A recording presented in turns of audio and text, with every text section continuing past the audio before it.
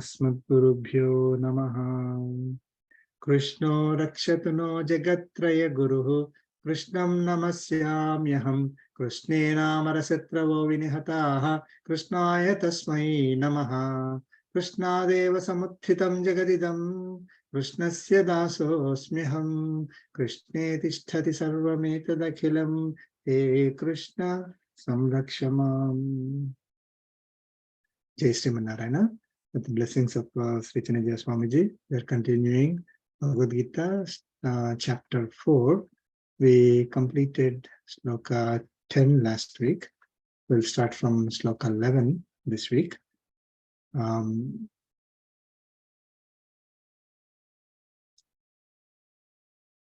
share my screen.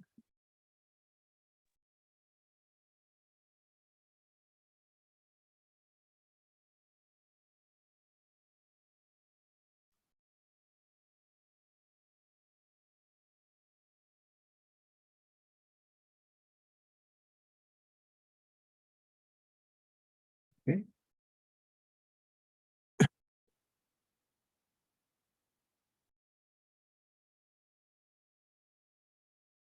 Yeah, we can see it. Please chant. Shloka 11. Ye yadha mam prapadyante. Yadha mam prapadyante Tans tathaiva bhajamyaham. Tams tathaiva bhajamyaham. Mama vatmanu vartante. Mama vartma vartante. Manushya patha sarvasaha. Manushya patha sarvashaha. Let's chant together. Ye Yadha yatha mam prapadyante. prapadyante Tans tathaiva tathaiva bhajamyaham. bhajamyaham. Mama vatmanu Vatmanu vartante. vartante. Manushya Manushya patha partha Sarvashaha. sarvashaha. sarvasaha.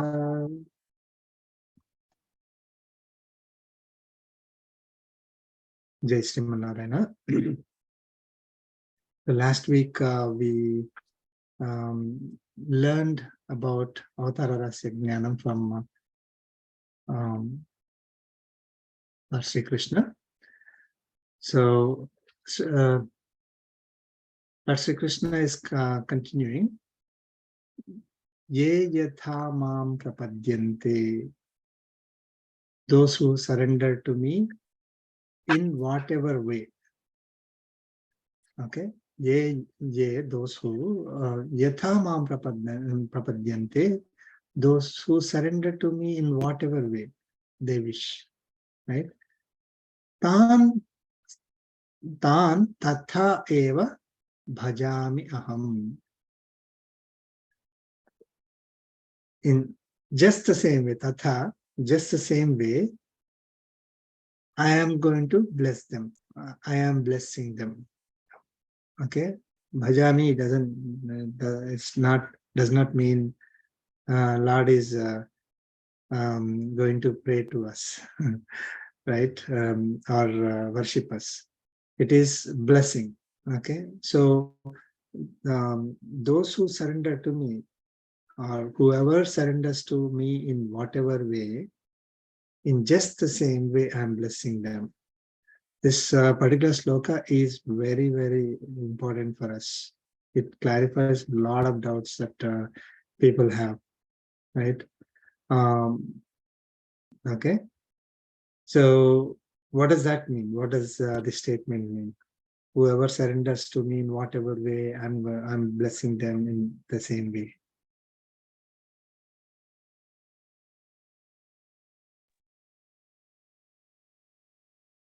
I mean, with bhakti, even if you, even if it is not a nishkama karma, he will fulfill that their desires. Mm-hmm. Is one way. Okay. Any other input?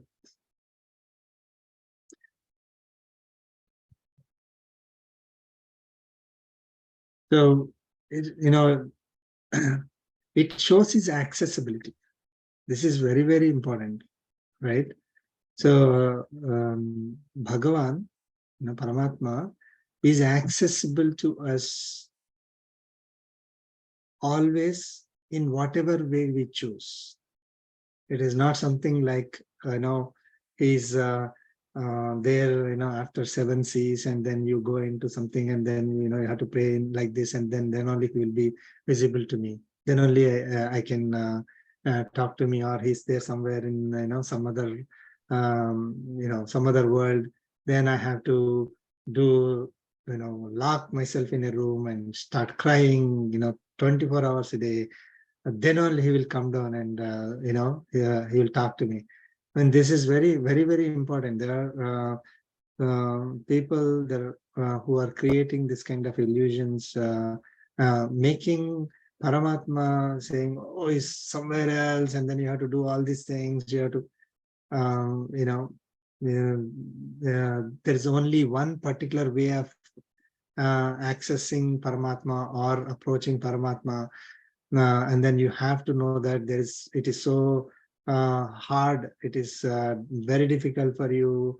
You have to, punish yourself. You have to, you have to learn so many things in order to, or you have to make yourself so much pure to be able to access him. Okay, or he is not accessible to us at all in this world. He's there in some other world. Absolutely not. This is very, very, very key in our Vedic philosophy. It is Paramatma. I mean, Lord Krishna is saying here that he is accessible to us in whatever way we choose, right? And he will respond back to us in the same form. Okay, in whatever way we try to access him, to surrender to him, whichever form that we choose him to pray or to interact with, he is accepting our services in that form only. You don't have to change anything about it, or you don't have to think, oh, he's not accessible to me. And one of the most easily accessible forms for us, out of mercy, out of a lot of love for us, he came down. He comes down to us in the form of Archam. Archamurti, in the form of deity. So Vigraharadhana is not something that we have to, that some people try to show it as something inferior. No, it is the most accessible form of Paramatma. And here in this particular sloka, Lord Krishna directly is telling us, saying that if you surrender to me in that form, the Archa form, I'm going to respond back to you. I'm going to bless you from that form itself. Okay, in that form itself. Okay, you don't have to. It is not like I'm worshipping Paramatma in that deity form, but Paramatma is somewhere else. It is not like that. Paramatma is there in that form only. Okay, this is very, very key. Like when we go to a temple and we surrender to Paramatma in the temple, Paramatma is standing there, or sitting there right in front of us. It is not something like a representation, a carbon copy of Paramatma here just for accessing, but the real Paramatma is somewhere else. No, he is in that form only. Okay, it is Paramatma that we are seeing in the deity form. And it is not that Paramatma is there only in that form in the temple, in a particular temple. It is Paramatma is there in the deity form in our home also. It could be in a small um, whatever statue, or it could be made of wood, made of paper. It is all in our, um, it is in our wish that, okay, Paramatma, I am wishing you in this form. You are in this form for me, and I am surrendering to you in this form. I'm praying to you in this form.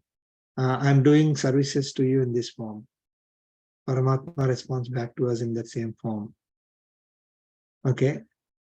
Um, so we don't have to think he is there somewhere outside, somewhere else, that we cannot access him.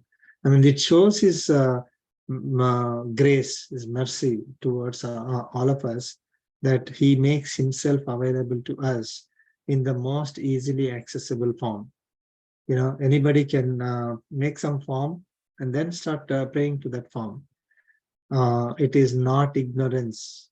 It is directly Paramatma's blessings to us to make himself available to us, right? So that we don't have to struggle too much. I don't have to walk 200 kilometers to see Paramatma somewhere. I can, I can find a Paramatma's form in nearby, in my home or temple or anywhere, and then we can start praying to them. Okay, so this is key. Then Lord Krishna is saying, He Partha, Arjuna, Manusyaha sarvasaha mama vatma anuvartante. In all ways, sarvasaha, in all ways, Manusyaha, people, mama vatma anuvartante, experience my nature.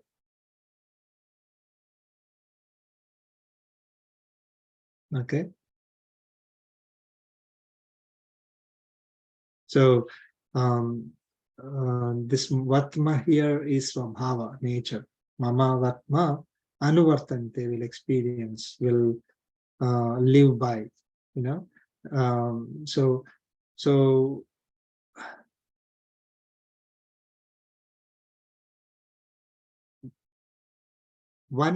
here, basically what Lord Krishna is saying is, whoever wants me, in whichever form they want, I am accessible to them.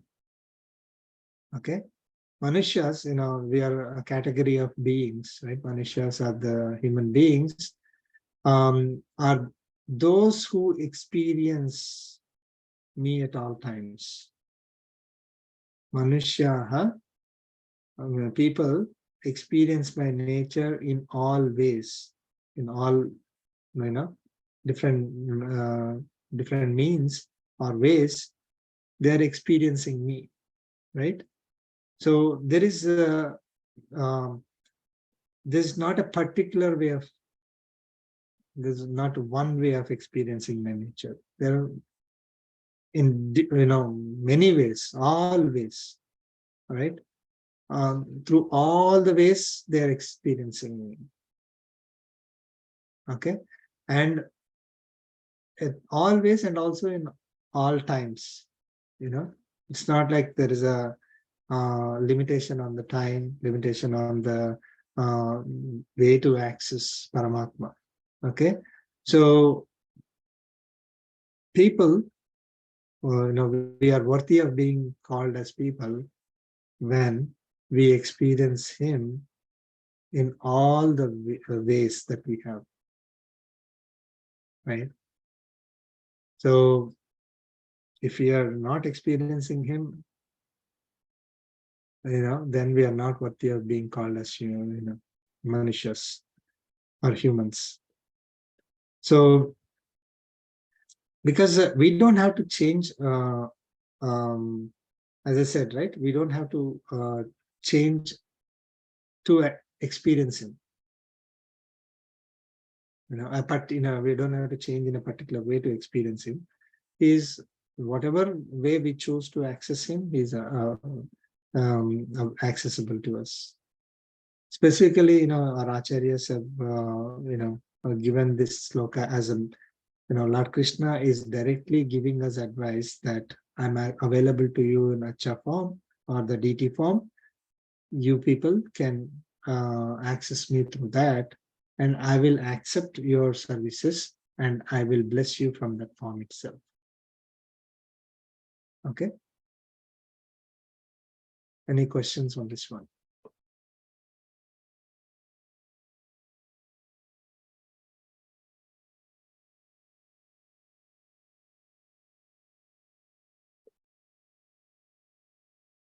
No?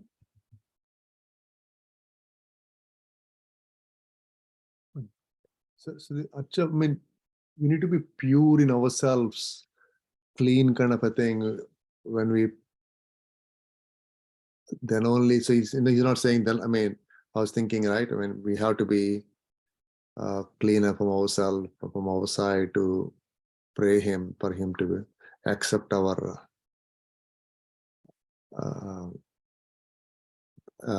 accept us, right? I think our pronouns, and yeah. So that's not the. We have to clean ourselves to, pray to him. Yes, it is true. However, is that a restriction that Paramatma puts? That's a very good point, actually. Why do we say that, okay, let's take bath and then have wear proper clothes and then sit in a nice place and clean, calm place and then start praying? Why do we do that? It's for ourselves to have him focus ourselves on him, right? Probably I think it's more for Right. us. Yes. Yeah. So we, if we are, not physically clean, not mentally clean, in the sense that mentally, if we have too many disturbances in our mind, okay, so it is difficult to focus on it. Focus on anything for the matter, especially Paramatma. So if you let's say we are smelling, there's a lot of our clothes are not good and it's very hot or very cold, and of course in chapter 6 we'll know more, but so it is not a restriction that Paramatma puts to us that, oh, unless you are in this particular way, you cannot access me, right? You have to take bath, then only you pray to me. Never. So we are, 24/7 we can approach him, we can access him, we can pray to him. It is our limitation that if we are sleepy, if we are hungry, if we are not well, if we are dirty, we are smelling or whatever, then we will not be able to focus on Paramatma. So then we can set a particular time to focus on him more. However, in all the activities that we are doing, we have to do them as service to Paramatma. So we are always remembered. So we are, we are accessing him in all the means, right? All the ways.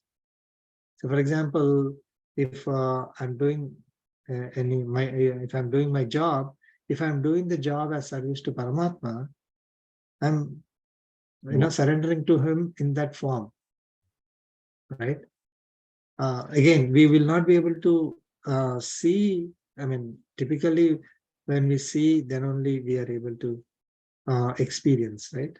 Otherwise, very difficult. So we have a DT form, okay, where we are directly, we can see Paramatma in front of us and we are doing service to Paramatma. However, all activities that we do are service to Paramatma only. Yeah. The previous Right. days, like in childhood, right? There's a book is Saraswati, and that's like Paramatma. Nowadays, laptops. I don't know. Maybe laptop is also Saraswati kind of a thing. Yeah. Yes. Yes. Paramatma is there in all, all around us. He's the indweller of all. and entire energy that any being is able to show, Yeah. our experience. It is all because of Paramatma only. That's grace, right? Yeah. Right. So we recognize Paramatma in that form. There are two words he said, in whoever and whatsoever, right? So Yeah. Ye and ye yatha mam prapadyante. So whoever. So again, there is no limitation on this person has to belong to this particular race or creed or caste or gender, color, all that. It doesn't matter. Whoever, in whatever form, okay, whatever way. whatever way, right? So Yeah, whatever way. whatever way, in the sense, it's very the definition is so vast. Yeah. Whoever access, they surrender to me in whatever way. Okay, I'm going to respond back. I'm going to bless in the same way. With the same, ways, like a form that you can say, as I was explaining, right? So, if I am surrendering to Paramatma in the DT form, Paramatma blesses me from that form only. Okay, I'm if I'm worshipping Devata, right? But not limiting to Devata alone, but I am worshipping Paramatma, who is the indweller of the Devata. Okay, then Paramatma is going to bless us through the Devata form. Okay, so I mean, Paramatma doesn't say that don't worship Devatas, right? But however, you have to worship Devatas as a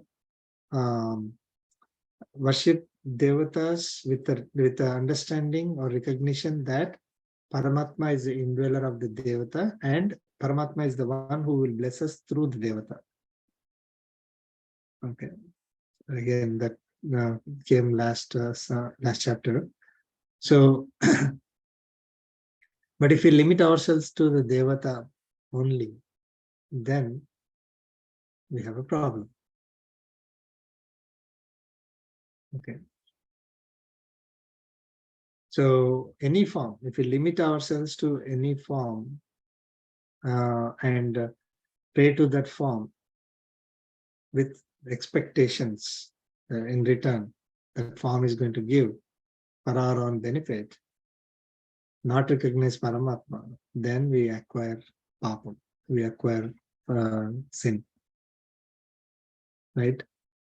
So one way of worshipping deity is that deity is pure Paramatma there, and you don't have to say, oh, indweller. There's one more thing that very important point is, we should not be thinking that the deity form, okay, in the deity form, it's just a rock or made of panchalohas or metal, and then Paramatma is the indweller of that particular form. No, we have we know that DT form is the form of Paramatma,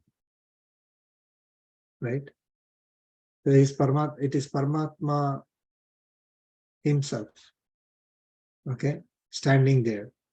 So it is not like, oh, there's an indweller. Paramatma is the indweller of that particular form in the temple. We should not be thinking that way. It is not that.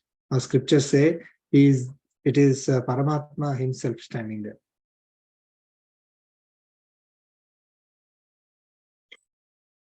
Can we also understand this way, sir, for this sloka? Like some believe in puja only. Like, of course, always remember Paramatma, but some are service oriented. They think, okay, serving people also, serving God. Yes. So can we understand that this sloka will indicate that as well, or only forms, the ways you pray? Yeah, I mean, if I am serving a person, right? You're saying, right? Serving a person as service to God, then Paramatma is going to bless me from that form itself. Okay. Yeah. So whatever, if I'm serving Devata as service to Paramatma, and whatever is the result I'm getting from the Devata, it is Paramatma's blessings through the Devata, right? So we we stop the the connection between that form and Paramatma. That is where the problem is typically. We only see a person or a thing, right? And then we don't go beyond. Okay, who is behind that? So always, I mean, like whenever we pray to Sun Devata, it is Sun is giving the energy to us because of Paramatma. So Paramatma is the one who is giving the energy through Sun to us.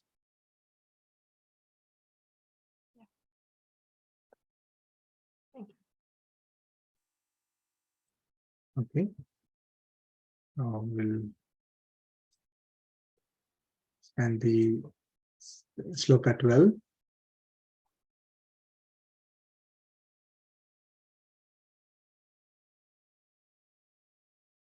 Oh.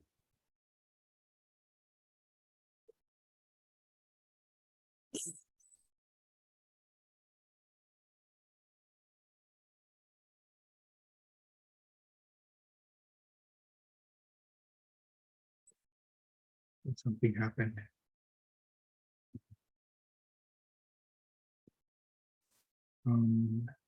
Share my screen again. Display settings.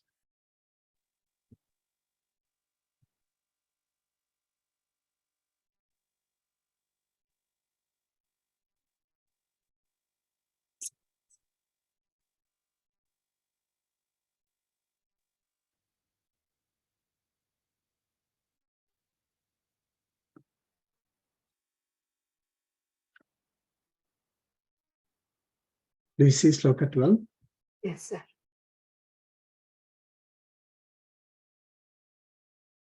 Sloka 12. Right? Yeah. Please chant. Kangshantah karmanam siddhim Kanshantah karmanam siddhim yajanta iha devataha yajanta iha devataha Kshipram hi manushe loke क्षिप्रं हिमानुषे लोके siddhir bhavati karmaja. सिद्धिर्भवति कर्मजा Let's chant it. Kangshantah karmanam कर्मणां siddhim सिद्धिः यजत इह देवताः क्षिप्रं Kshipram हि hi मानुषे हिमानुषे लोके लोके सिद्धिर्भवति कर्मजा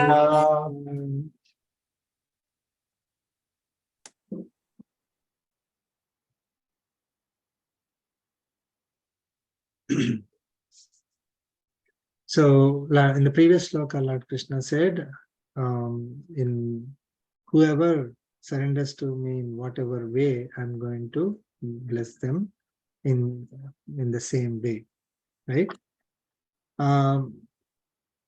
But unfortunately, people don't do that, right? People don't do that. And that's what his Lord Krishna is explaining. Iha devataha yajante. Okay. Kangshantah karmanam siddhim yajanta iha devataha.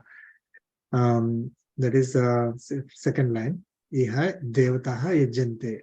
In this world, iha devataha yajante. People worship devatas. Okay. So in this world, of desires, right? So he's saying people who are in this world of desires, they are worshipping Devatas. Okay. Why do they worship Devatas? Karmanam siddhim kangshantaha. Okay. Desiring to get the results of their works. Okay. Karmanam siddhim, results of their works. Kangshantaha, desiring that.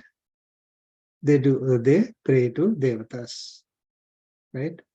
So, results are basically I'm doing some work and I want to get some materialistic result. I have a desire.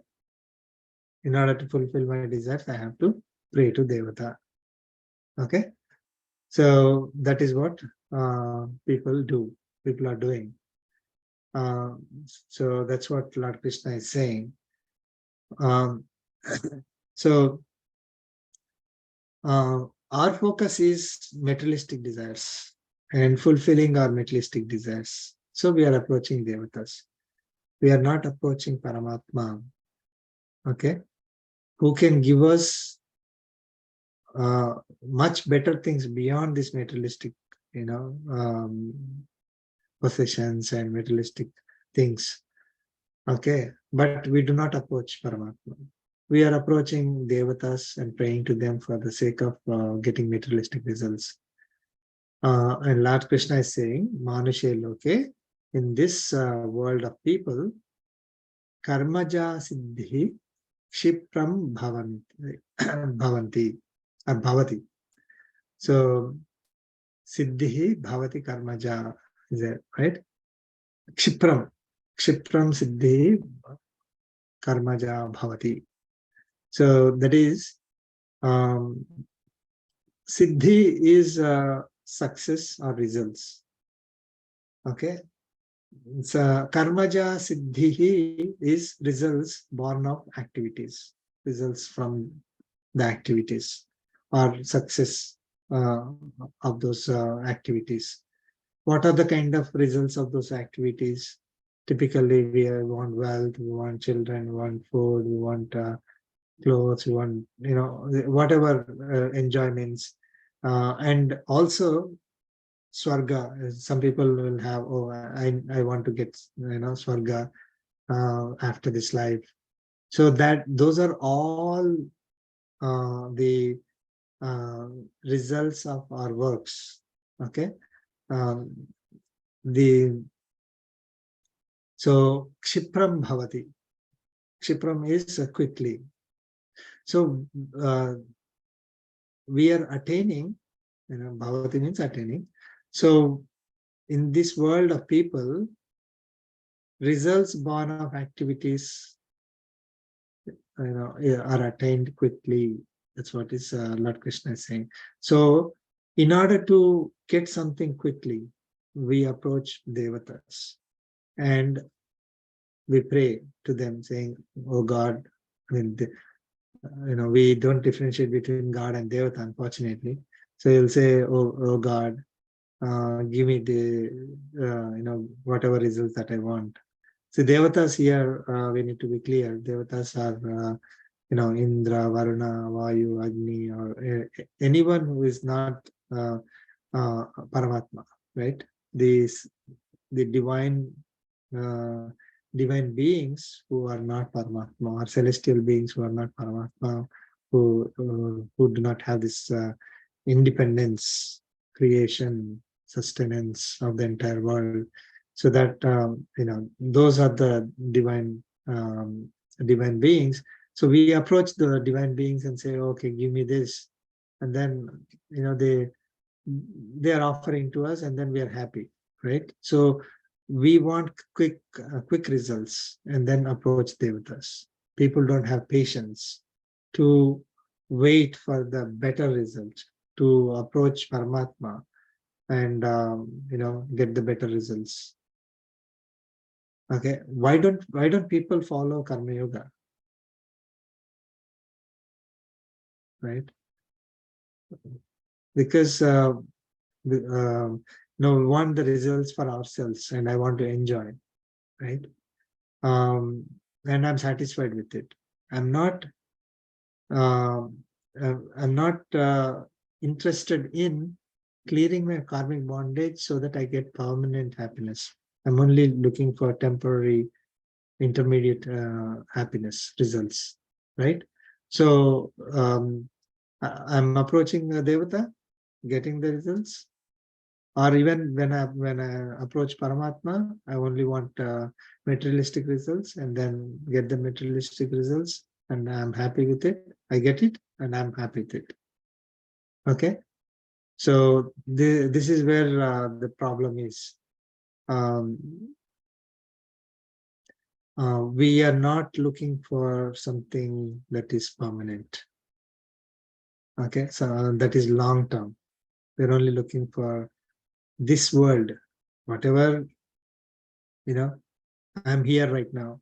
I need to enjoy. I don't care about the other world. I mean, I don't care what happens, after I leave this body. I don't care. I need to get as many results I can, and then I want to enjoy them. So for that, whoever gives me, Devata, first I go to one Devata, then if I don't get the results, I go to another Devata, I don't get the results, go to another Devata, and then whoever gives me the results, then I'm happy and follow the Devata. So this is what we try to do. And Lord Krishna is stating that, right? So here, one more thing that we need to understand is, um, what is that is born of karma? What is the result of a karma? Karmic bondage, right? Karmic bondage. So one way of looking at it is results of our activities, the materialistic results. Okay. Truly, I mean, we are thinking that the results are because of our karmas, but they're not, right? So out of ignorance, we are thinking that, oh, I am doing this activity and I'm getting the result directly because of the activity. And and I'm in search of that, I'm going to different devatas and then praying to them, and then I'm getting it. And I'm thinking that my results gave me activities with the blessings of the devata. Okay, I'm sorry, my works gave me the results with the blessings of the devata. That is one way of looking at it. Other way is that when the Lord Krishna is saying, karmaja siddhi kshipram bhavati. Okay, what is born of the really, what is born of the karma when kankshanta karmanam. So when out of a desire you do something, okay, the result of a karma done out of a desire, okay, is simply nothing but karmic bondage. And we are acquiring karmic bondage immediately. That is another way of looking at it. So Lord Krishna, again with Acharya's blessings, this is telling us that you approach a devata with a desire, right? And be successful in it. Whatever, even if you are successful in it, you are actually getting karmic bondage immediately, which will keep you in this loop.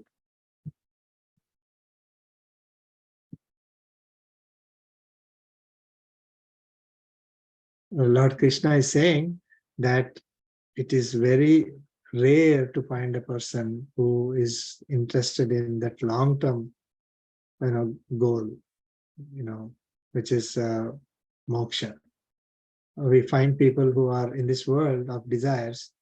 We find people who are running after the desires and approach Devatas for fulfilling their desires, enjoying them, and getting karmic bondage because of that.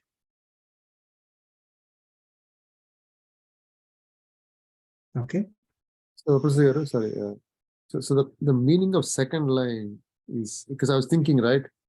Because from what originally we were discussing, I thought the meaning is exactly the same. But now what you're saying might make more sense for me right now, right?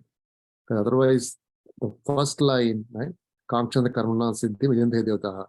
So you're reaching Devatas to get, to get results quickly, or rewards, right? So the desire, the born desires, right? You do karma, right? Now, second line, Chepram hi manushe loke siddhir bhavati karmacha. So those results, what you're getting, they are like karmic bondage power. That's what I think, right? That's what he said, right? Yeah, we can understand it that way. So karmaja siddhihi, the results or what comes out of the success of a karma is directly due to the karma, is not the actual result. It is the karmic bondage. Bondage, what you'll be getting. Yeah, whatever we get out of it. I mean, yes, it is. For one who is running after the things, for them, they don't know about karmic bondage, right? So they only see the result and then say, okay, that is one understanding from the perspective of the Manushas. Okay, so but we can infer from this is that Lord Krishna is saying, you do that, you get the results you want, but you are acquiring karmic bondage.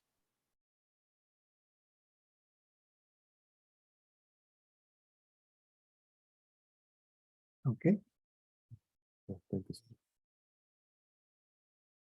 Okay, I'll share my screen again.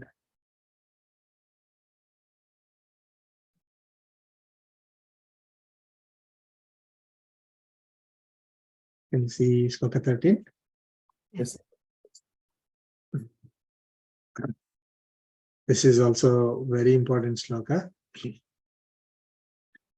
Chaturvarnyam maya srishtam Chaturvarnyam maya srishtam gunakarma vibhagasaha gunakarma vibhagashaha tasya kartaram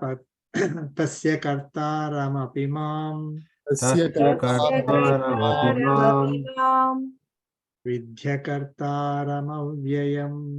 vidyakartaramavayam Listen together.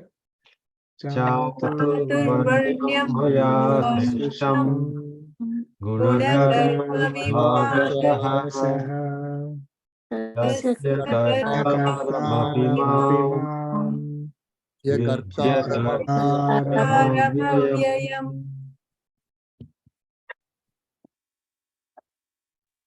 Lord Krishna is saying, Chaturvarnyam maya srishtam. Chaturvarnyam. There are 4 categories of beings. Maya srishtam, created by me. 4 categories of beings are created by me.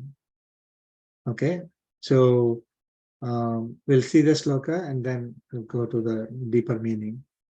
Guna karma vibhagasaha, based on classification or division of guna and karma. Guna karma vibhagasaha, based on classification of guna and karma.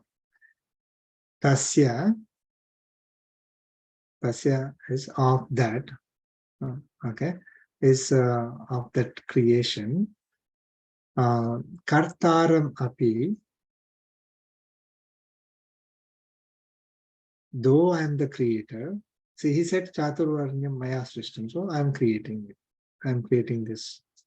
And though I am the creator, Kartaram api akartaram. I am not the doer. Okay. Though I am the doer, but I am not the doer. I am creating, but I am not the doer. Okay. Mam vidhi avyayam. Mam vidhi, know me. Avyayam. Avyayam is literal translation is immutable, imperishable, right? So that is one who is not affected. I mean, when Vyaya is deteriorating, reducing, diminishing, right? Avyayam is, I mean, that is deteriorating, diminishing, that is basically being affected by something else, and then its form is changing or whatever, basically it is changing. But avyayam means it is some, that is not affected. Okay. So here, what is he referring to? I'm not affected by, is the context of this is karta, right? So context is karta. So I'm not affected by the doing process, or I'm not affected by the karma that I'm doing. Okay. So Chaturvanyam Maya Srishtam, 4 categories of beings are created by me. Gunakarma Vibhagasaha, based on the classification of guna and karma, tasya, of this creation, kartaramapi, even though I am the creator, akartaram, I am not the doer, mam vidhi avyayam, know me as one who is not affected by the karmas that I am doing. Okay, so that is the meaning. Now, Chaturvarnyam is typically, the translation for varnas given as Brahmana, Kshatriya, Vaisya, Sudra. And of course, later also in some in other chapter, these 4 categories of Manushas come into picture. But here, Lord Krishna is talking about creation. He's not just talking about Manushas creation, right? So he's talking about based on the guna and karma classification, I am doing the creation. He can't just be referring to Manushas. Then what are these 4 categories of beings in this universe? Again, with blessings of Ramanujacharya and our acharyas, so they have explained these 4 categories are Deva, Manushya, Tiryak, and Stavaras. Deva are the divine beings we discussed. Indra, Varuna, Agni, Vayu, Surya. All these are Devatas, who are celestial beings, natural forces that are all around us, providing whatever we need, right? Without them, we cannot survive. So those are all the Devatas who are supporting all of us with the energy given to them by Paramatma. So they are, again, Brahma. Brahma is a Devata. So they're basically like jivas like us, but they are created as Devatas. Okay? Okay, they're in the Devata form, given their own responsibilities. We'll talk about that. So that is one category of beings. Manushas, we all know, human beings. Tiryaks are the animals. Okay, animals and birds. Those which move, which are not Manushas. Okay, and Sthavaras are immovable, immovable entities like trees, or even mountains and rocks and even planets. They don't move by themselves, right? So Deva, Manusha, Tiryak, Sthavara are the 4 categories of beings that Paramatma created. And how did he create? I mean, did he create because he likes some jivas, jivatmas? So then he gave them Devata form. He likes other jivatmas, so he gave them Manushya form, and then he shows bias towards Deva, Manushya, and then he wants to. I mean, he doesn't like these Jivatmas, so he gives them Tiryak, and then the worst is Tavaras. Is that how he creates? Like he picks and chooses which form he needs to give? No.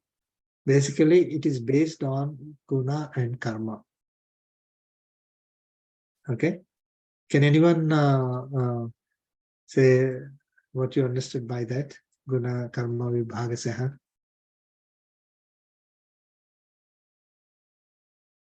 By the gunas, rajas, tamas, Body. gunas. Yeah. What does he mean by classification of guna and karma? Trigunas. Basically, we do karma based on our trigunas, right? Okay. But we are already created, right? I mean, we are doing some karma right now, that's fine, but we are already created. So how did we get the human form and not as a Tiryak or Stavara or Devatas form? Or how did a particular a dog got that form? A jiva got the form of a dog or a body of a dog, and not as Manushya or Devata, Stavara. So what is the, how did he create each of these beings? How much karmic bondage we had in the prior this thing, right? I mean, and Right. That's There is karmas we do. yeah, it is very important to understand this concept. Okay. So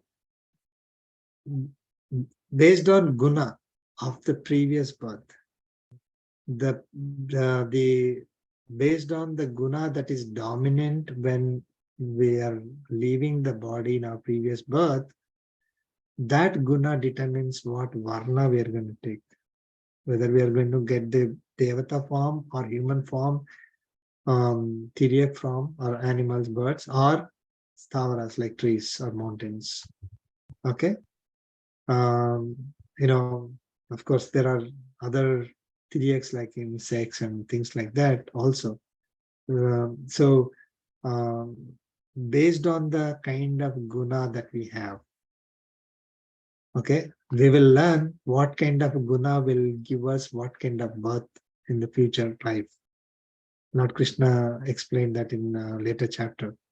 But so the first thing to know is, we have the sattva, rajas, and tamas gunas, right? Sattva is the best, rajas is the middle, and the tamas is the bottom. So based on the guna, we either move up the chain or fall down the chain. So for example, I'm Manushya.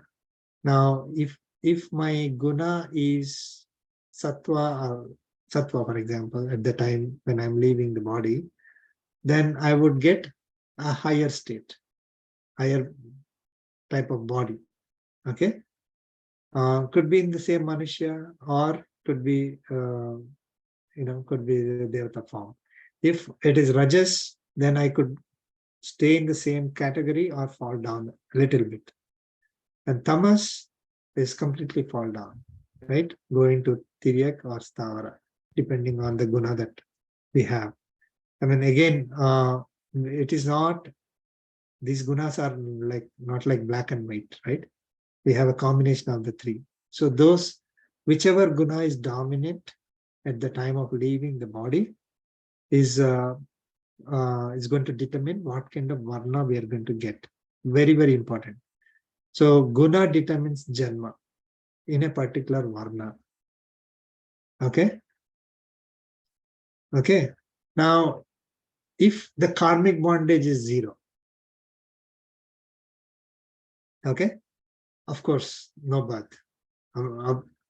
Basically, karmic bondage becoming 0 is like it's like 1/0, right? Kind of thing. You cannot define that. Not having karmic bondage, you cannot define. So, because we have so much karmic bondage that it is impossible to clear ourselves with the karmic bondage. However, if Paramatma chooses to give us moksha based on, again, the principles that are given in Bhagavad Gita, then we do not, it doesn't matter which guna and how much karmic bondage. Basically, Paramatma is giving us moksha. So it doesn't mean that if I have sattva guna, then I'm going to take birth as another birth, right? In a different one. Basically, if Paramatma gives, technically, if it is karmic bondage 0, because Paramatma blessed me, then I'll get moksha. So I'm not, it doesn't matter whether I have a sattva guna or rajas guna or not. Okay. So assuming karma is not 0, karmic bondage is not 0, then guna determines our janma in a particular varna, right? So let us take a human form. Now, I'm carrying a lot of karmic bondage, right, from the previous births. Part of that karmic bondage is assigned to current birth. Okay. So based on that, okay, in that particular varna, we get a body that is suitable for experiencing that karmic bondage. Right? So Manushas doesn't mean just everybody is of the same form, right? Do all of us look same? With same abilities and things like that? No. Same way for Tiryaks. It's like you have a wide range of beings, right? So based on the guna, a form is we take a birth, and within that birth, that body is suitable to experience the karma that we are carrying from previous births. So that is guna karma vibhagasaha, we get the body. So that is how Lord Krishna, Paramatma, creates all beings in this universe. Okay. So that is the rule for creation. It is not like I have a higher karmic bondage, so then I get a lower birth. No, it is the guna that determines the birth. Karmic bondage determines how, for example, we may get a birth as a human being, but we are always, facing a lot of difficulties in life, right? That's karmic bondage. Somebody without making any efforts, they are like, they have a lot of wealth. People, start praising them. They become, for no reason, they become presidents and things like that. We can't understand why it is happening. So that is their karmic bondage is less. So they're able to, they first of all, they got a body where they can, based on their gunas, they got a body, and then within that body, their assigned karmic bondage is not either pulling them down. It is basically making them excel. Okay, but for somebody else, their karmic bondage is so much, they always have health problems, financial problems, and things like that. So it is not, or another thing is that very important point, again, it will come later, is we are facing difficulties in life. We are facing difficulties in life. Whose problem is it? Why are we facing difficulties in life? The past records, It is our own karmic bondage. bondage kind of a thing. Yeah. Yeah. So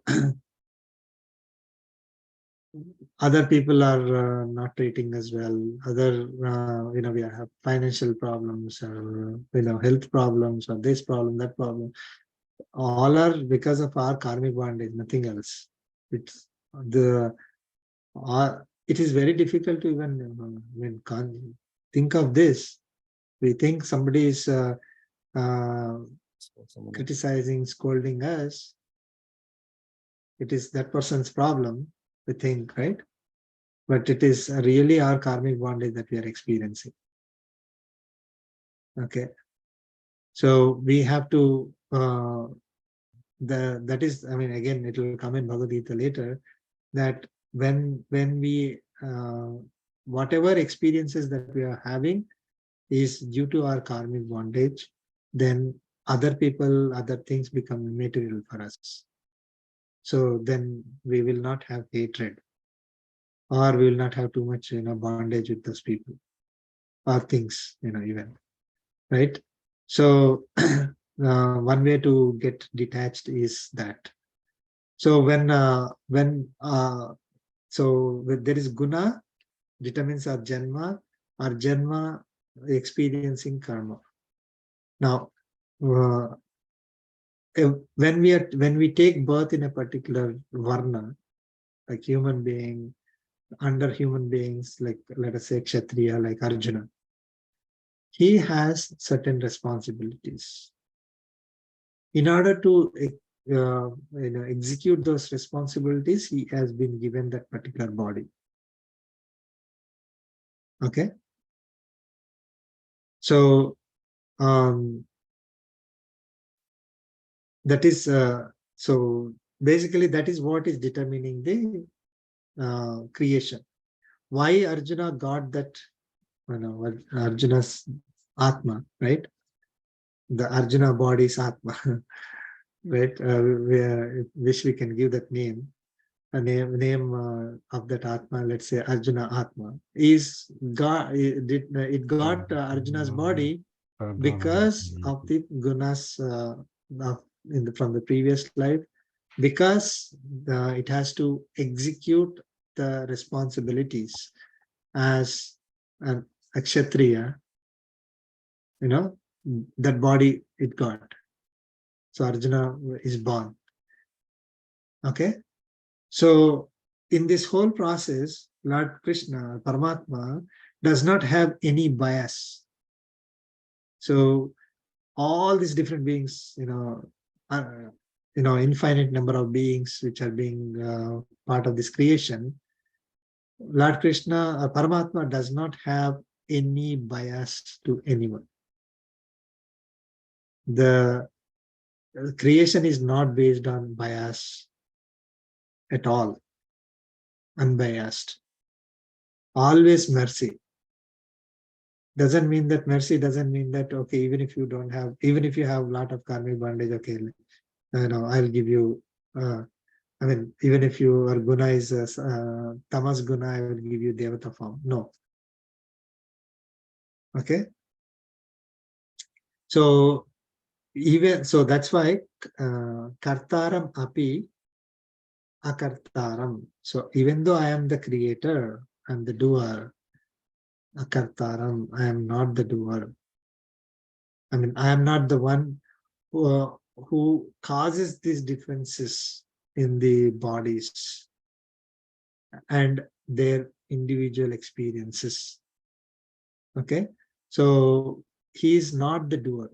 He's not poking, finger into everything, saying that okay, you do this, you do that, and right. So kartaram api akartaram, and so no, we have to know him. Okay, Mam Vidhi Avyayam. I'm not affected by the gunas at all.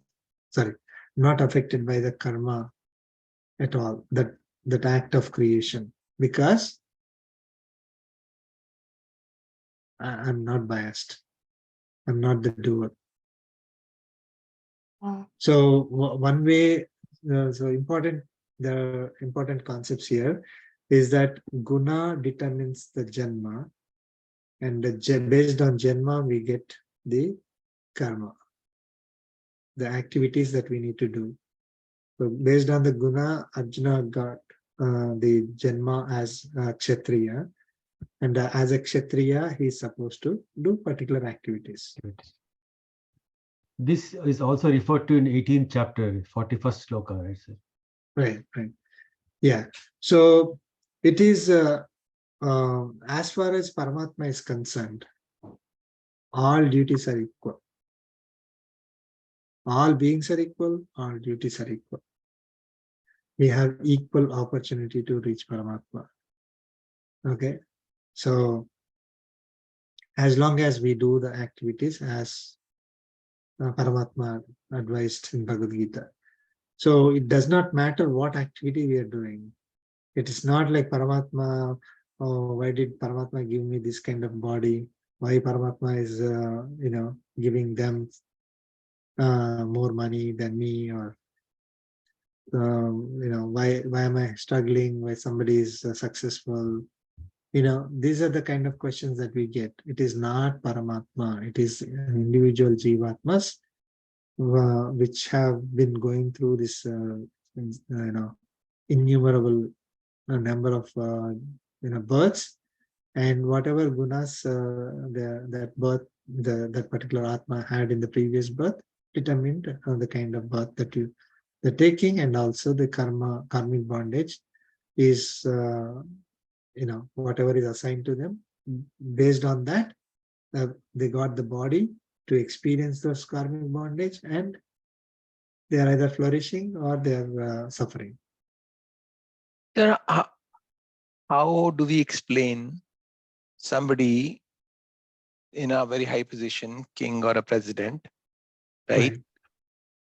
So they were born and they got what they got, but now they are doing extremely bad things, right? Extremely negative things for everybody. Yes. Mhm. So is that like a aberration? Is that a blip that it just happens to be happening out of cycle? I mean, they must have done something so good, right? Yes. In the Yes. previous, they got now born. And Yeah. is it like equally possible, as you said, right? Everybody has equal opportunity to do good karma. So I think everybody also has equal opportunity to do very, very bad karma, right? So it's like, I'm just always wondering, why did they not get born with the buddhi that, puts them on the path of right, like all these bad doing kings and, presidents, right? Like around the Right. world, there's tons of them. Right. So this is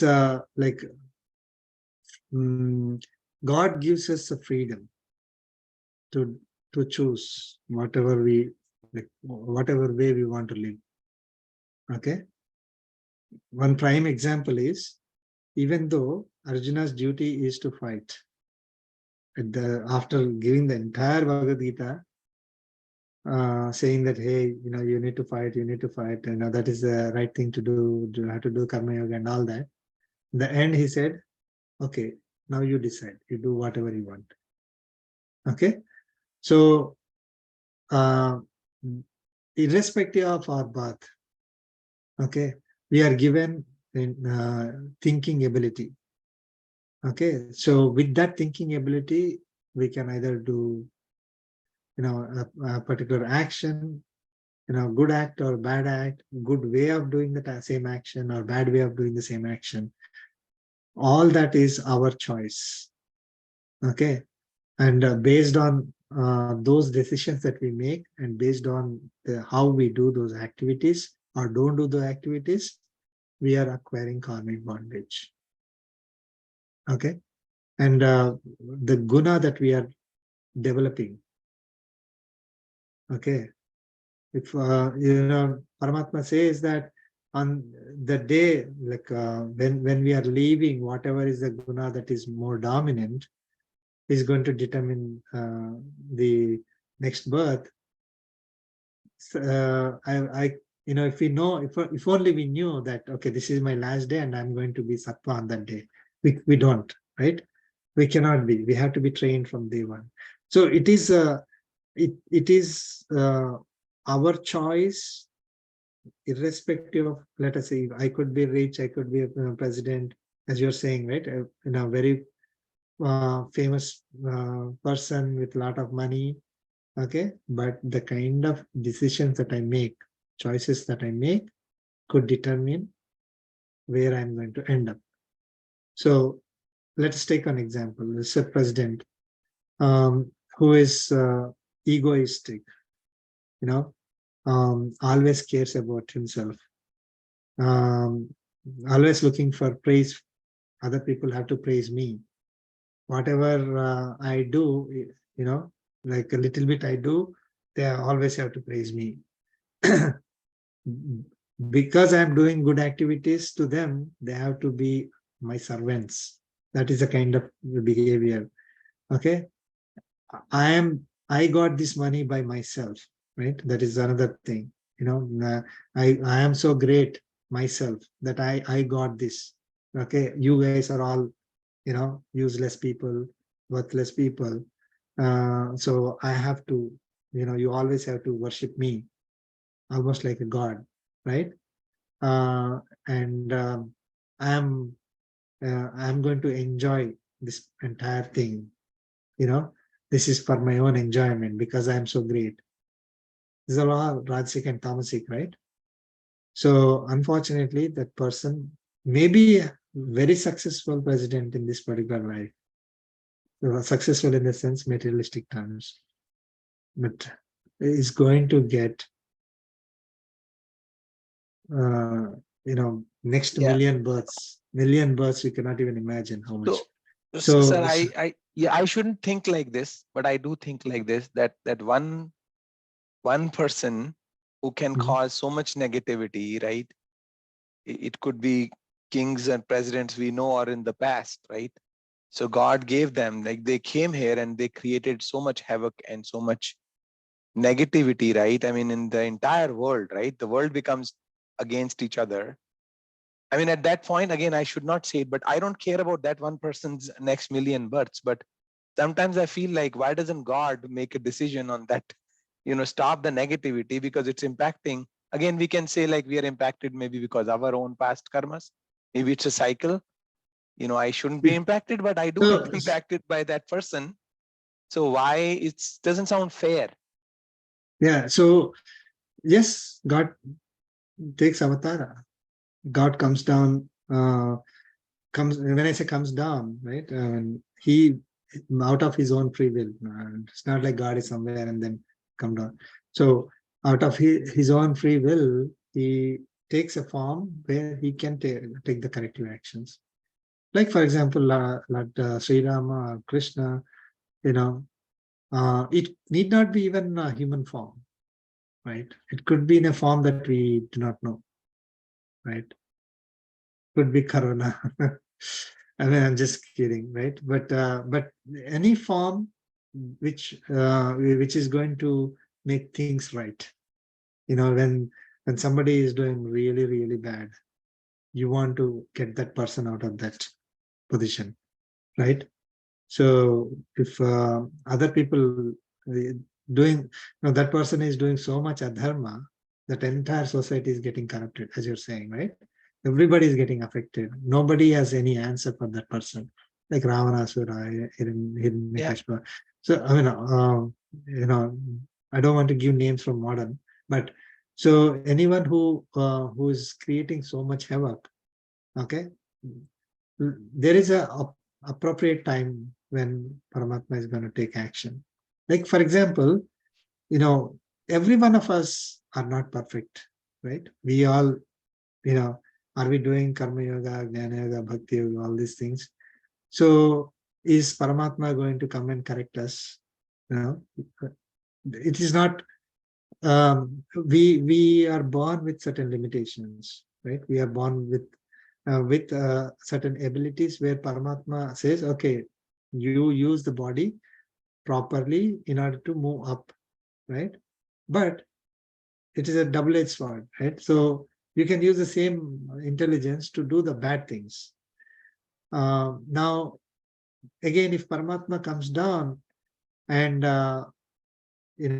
always trying to correct, right? Then our free will not be there, right? That is, we will not be able to experience our karmas. First of all, one is to experience our karmas. The second is we will not be able to function with free will. Now, I have free will. That is only the will that I mean, imagine, again, this is a little bit, we need to explain. So I want to do a particular activity. Okay. That is the choice I have. Whether I do it, how, whether I'm able to do it really is not in my hands. Right. So, but at least I have the, I can make the decision. I have the buddhi that is given to me, the manas, that can drive my indriyas. So I can give an instruction saying I want to do it this way. Okay, whether I'm able to do it is a different thing. For these people, they are taking adharma path. If it crosses a particular level, then Paramatma comes and eliminates the dharma. So first is, if that person is impacting the sadhus, then immediately, right? But if that person is acquiring more and more karmic bondage without impacting others, then there's nothing that Paramatma has to do, right? Somebody is so greedy and then always doing the things, then unfortunately they are getting a lot of karmic bondage, and then Rajas Guna is going to take them down, Rajas and Tamas. So yes, I mean, it is not that Paramatma does not come down to stop it. Paramatma will, but there is a time. Hiranyakashipa, was troubling Prahlada for so long, but Lord Nrsimha came at a particular time. Doesn't not on the first day, right? There is a time for everything. Again, it is his own free will. Out of his own free will, he would come down. So we can also think it this way, that if a person is creating such a mess, right? He is accumulating people who around him who are otherwise don't come out, right? They're all, like, for example, Duryodhana was creating so much mess, and then all the people who are practicing adharma, got attracted to him, and then at one shot everybody's got eliminated. So it is, we can see it that way, that when somebody is adharmic, it is not the right time to strike on day one, but maybe there's a time when the adharmic people all get together, then it is Paramatma can take action. Thank you, sir. I know it was discussed last week in the Yada Hi Dharmasya, and I was traveling, so I did listen to it, but I still had this question that, what is that limit, right, at which it happens? So as you said, I think maybe God is impartial there too, right? Otherwise God might decide whatever little bit I am doing wrong is wrong also, right? Versus, Yeah, exactly. I mean, God is merciful. There's one thing that is we have to remember is that he has so much mercy, right? For example, parents, when parents love their children so much, for a small thing the child does, parents don't punish the child so much, right? Then you want to give time, you want to correct, you want to see, you want to tell, give the opportunity. So, but if the child is not listening at all, after so much, opportunity, then punishment will start. slowly, right? So maybe then, even then, it's not, not to really hurt the child, but just to make sure that the child gets it. So it's the same way. Now, if someone who is adharmic, not practicing something, then there are ways for Paramatma to give the message to that person. But if it goes beyond certain limit, that's when then Paramatma takes action. Again, not out of hatred, out of mercy, and out of out of love towards others, right? The Paramatma has to take action because that person is, being adharmic.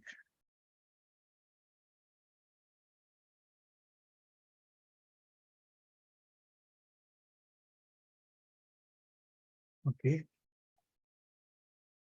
Any other questions? Yeah, Prashad ji, sorry, I have a question on the previous shloka. Sure. And it didn't strike me that time, but something is troubling me. Like when Sure.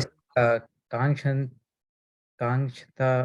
karmanam siddhim yajanta iha devata. So desires, like worshipping with a desire. So like does this also come as a worshipping for desire when like when we're growing up on our birthdays, when we used to have puja and have do griha puja for kids, make sure like Pandit ji see their horoscope and make sure that the grihas are peaceful. Does that come under the desire?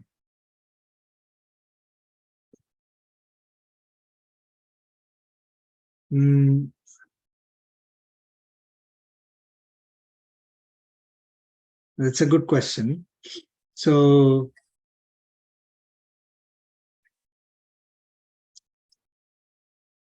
desire for, what is desire? Boils down to what is desire, and what kind of desires are good.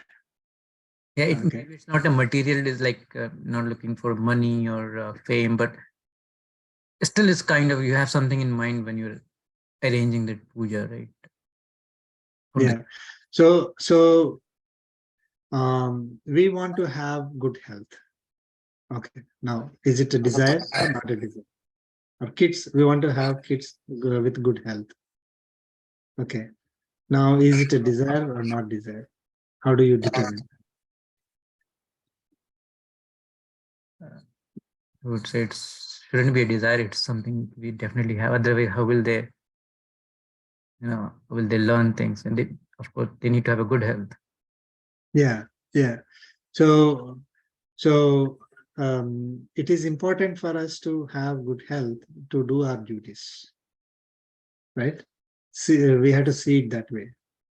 And to do our duties properly, we need to have certain basic things. And who is the one who is going to give the basic things to us? Devatas, worshiping Devatas. Devatas. Paramatma through Devatas, right? Right. So we worship Devatas for the basic needs that we have. Okay. Because we one is it's indirectly also making us worship Paramatma, right? It is initially we may have a desire. We may have a desire to say, for example, a child, we want to teach something to the child, we give a chocolate, then the child will do it, right? After a few times, then child is doing it without without chocolate. So initially, if we are not at the matured level, we are still thinking that, okay, this Paramatma, Devata will give me this, so I'm doing it. We are only thinking at the physical level, our own materialistic level.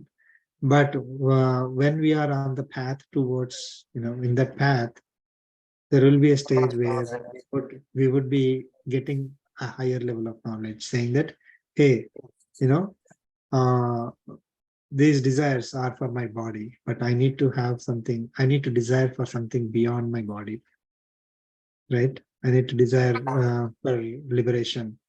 So getting these bodies, it doesn't matter how much money I have, it's always pain. So it is, I mean, with that we grow up, we go to the next level.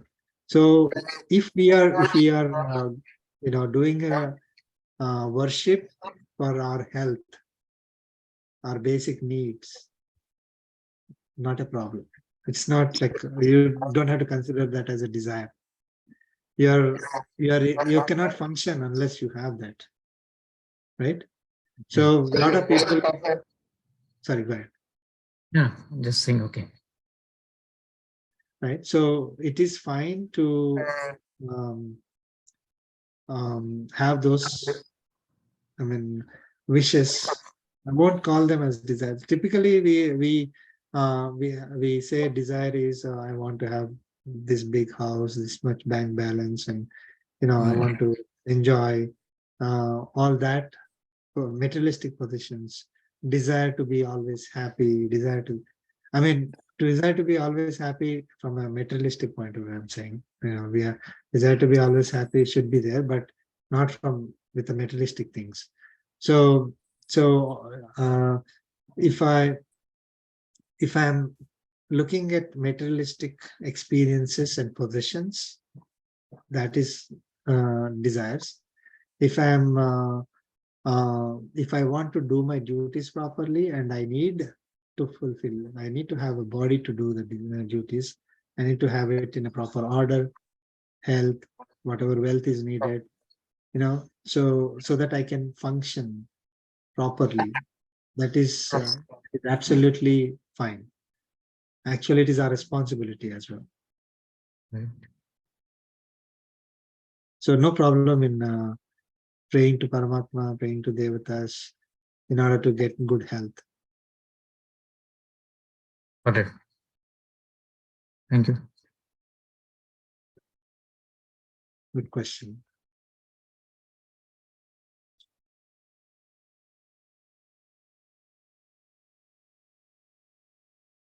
Okay, we'll conclude with the concluding prayer.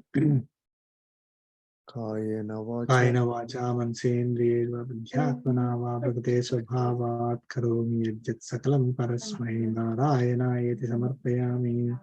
Srimannarayana samarpayami. Sarvam Shri Krishna Arpanamastu. Om Asmadgurubhyo Namaha. Jai Srimannarayana. Jai Srimannarayana, everyone. Sir, thank you. Thank you. Thank you. Jai Srimannarayana.